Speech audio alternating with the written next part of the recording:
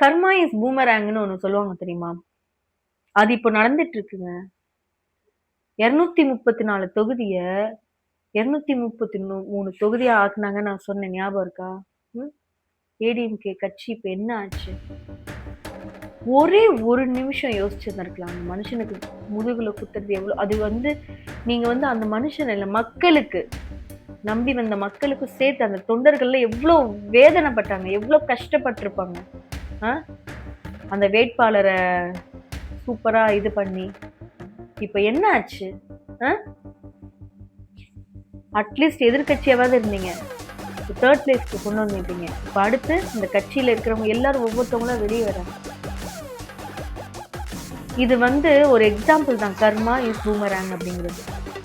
சரியா? இப்ப அடுத்து இந்த டிஎம்கே பண்ணிட்டு இருக்காங்கல்ல, இதை விட சூப்பர் பயங்கரமா இருக்கும். ஆட்சியை கலைக்க போறாங்களாம். ஆட்சியை கலைச்சிங்கன்னு வச்சுக்கோங்க. இப்ப 108 அடுத்து 200 தொகுதியை நாங்க ஜெயிக்க வைப்போம்.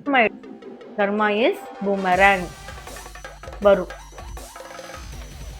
அதனால ஒரு மனுஷனை ஆட்சி அவங்கள போக விடுங்க.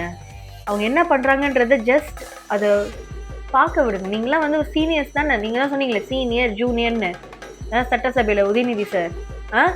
அப்போ சீனியருடைய வேலை என்ன தெரியுமா? ஜூனியர் கிட்ட என்ன டேலண்ட் இருக்கு, என்ன பண்றாங்கன்றத கவனிங்க. அதை என்கரேஜ் பண்ணணும்.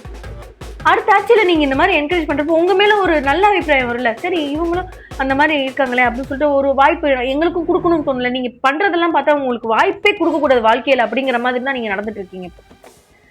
அண்ணனுக்கு நீங்க ஒண்ணு ஒரு ஒரு விஷயமா நீங்க பண்றப்போ வாய்ப்பே யாருக்கும் கொடுக்க கூடாது, அண்ணனுக்கு மட்டும் தான் கொடுக்கணுங்கிற மாதிரி சிந்தனையை நீங்க தான் திணிக்கிறீங்க. நீங்க பண்ண அந்த மனுஷனை மேல ஏத்திட்டே போயிட்டு இருக்கீங்க. நீங்க கம்முன்னு வாயை மூடிட்டு என்ன வேலையோ அதை மட்டும் பார்த்துட்டு போயிட்டே இருந்தீங்கன்னா ஆட்டோமேட்டிக்கா சரி இவருக்கு ஒரு வாய்ப்பு கொடுத்தோம்ல, அடுத்து இவங்க இதை பார்த்துட்டு இவங்க மாறுவாங்கன்ற அடுத்து உங்களுக்கு வாய்ப்பு வரும். ஆனா நீங்க என்ன பண்றீங்க?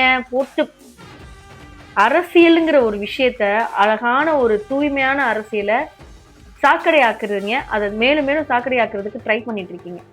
அவ்வளவுதான் சொல்லுவேன் நான். இப்ப நடக்கிற எல்லா விஷயங்களையும் நான் மொத்தமா பேசி தான் இதை எல்லாத்தையும் தனித்தனியா பேசுறதோட இதுதான் விஷயம்.